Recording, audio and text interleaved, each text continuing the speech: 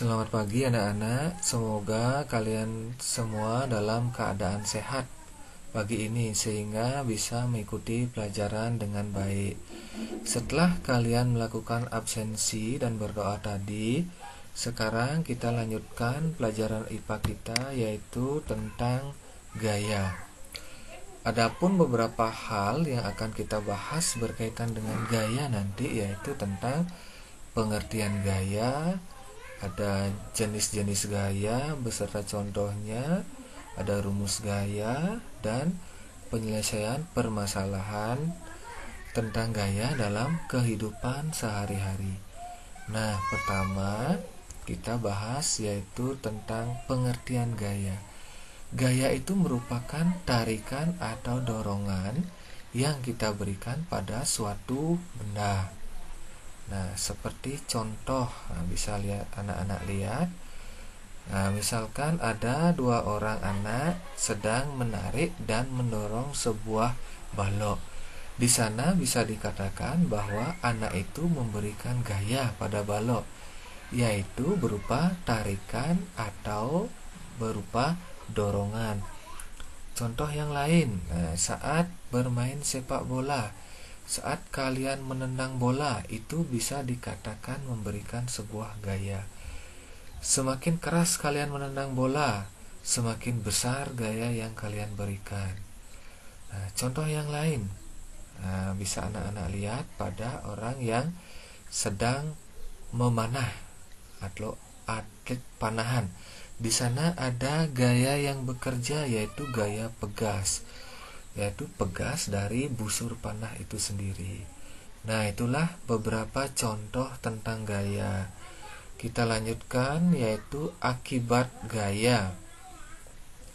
Apa sih yang terjadi pada benda ketika benda itu diberikan gaya? Nah, yang pertama, gaya dapat mengubah bentuk benda. Jadi benda itu bentuknya berubah ketika diberikan gaya. Misalnya saat anak-anak bermain plastisin, atau misalnya di pelajaran keterampilan disuruh bawa plastisin. Nah, plastisin awalnya bentuknya berupa kotak. Kemudian kalian disuruh untuk mengubah bentuknya menjadi bentuk buah-buahan atau bentuk yang lain. Nah, di sana bisa dikatakan bahwa gaya itu dapat mengubah bentuk benda. Yang kedua, akibat gaya, yaitu mengubah kecepatan benda. Nah, misalkan Bapak contohkan dalam permainan sepak bola. Awalnya bola itu diam atau kecepatan benda sama dengan 0. Kemudian kalian menendang bola itu.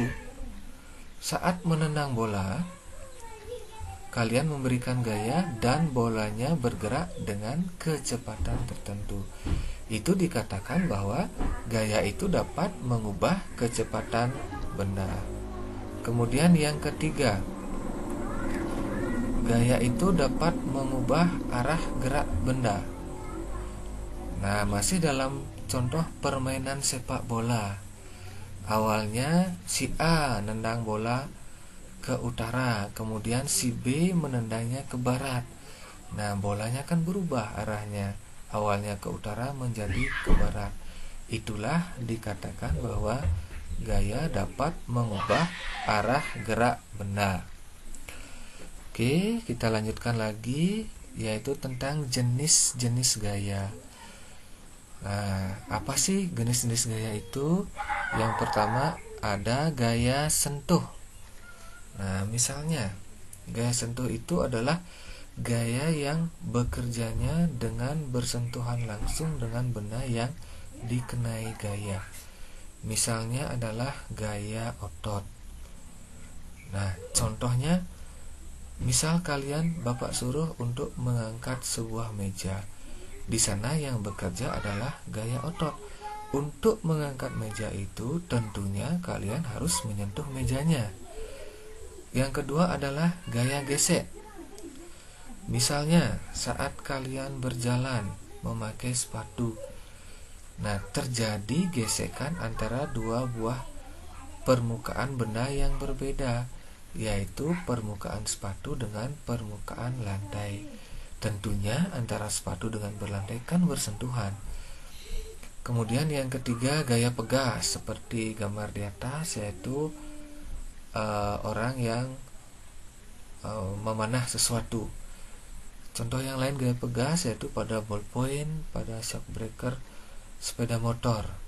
Nah, itulah yang merupakan gaya sentuh dan contohnya.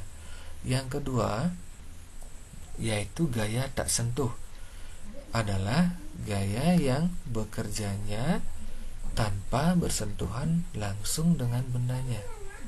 Contoh misalnya gaya magnet.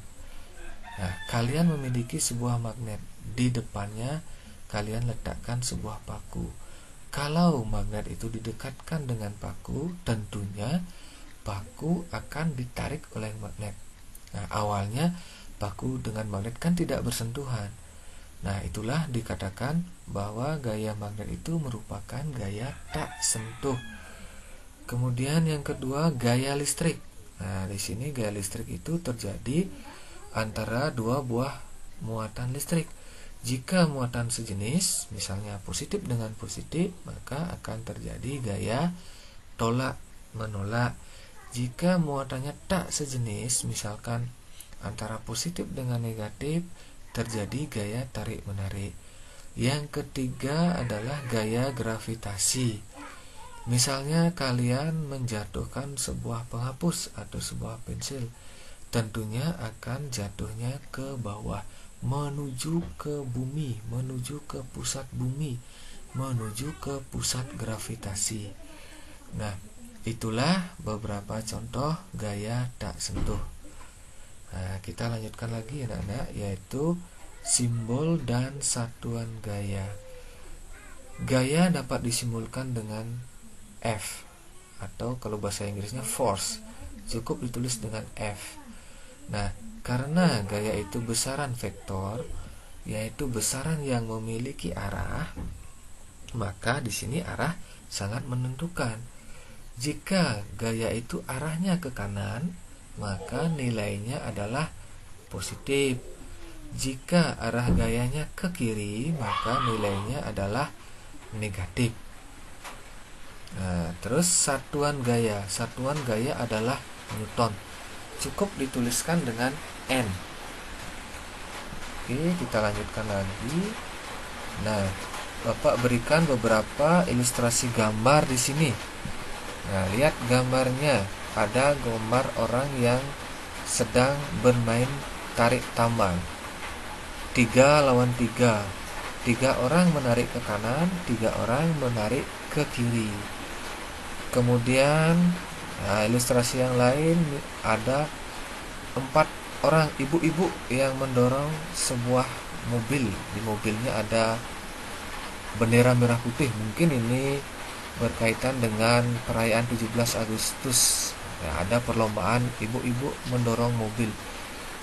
Nah, bagaimana jika gaya yang bekerja lebih dari satu? Nah, seperti pada gambar ada 4 orang, di tambang itu ada 6 orang. Nah, inilah yang dikatakan dengan resultan gaya. Ini yang kita bahas sekarang. Resultan gaya itu adalah keseluruhan gaya yang bekerja pada sebuah benda atau jumlah gaya yang bekerja pada sebuah benda. Nah, cara mencari resultan gaya, konsepnya di sini adalah jumlah gaya ke kanan dikurangi jumlah gaya ke kiri. Bapak ulangi, konsep resultan gaya itu adalah resultan gaya sama dengan jumlah gaya ke kanan dikurangi jumlah gaya ke kiri. Nah, kalau dirumuskan secara matematis, rumus matematisnya menjadi seperti ini. Yang A, jika gaya-gayanya searah, seperti gambar ibu-ibu yang mendorong mobil, itu namanya gayanya searah, yaitu ya ke kanan semua. Resultan gayanya adalah F1 tambah F2. Kalau ada 3 tambah F3, kalau 4 tambah F4, kalau 5 tambah F5, dan seterusnya.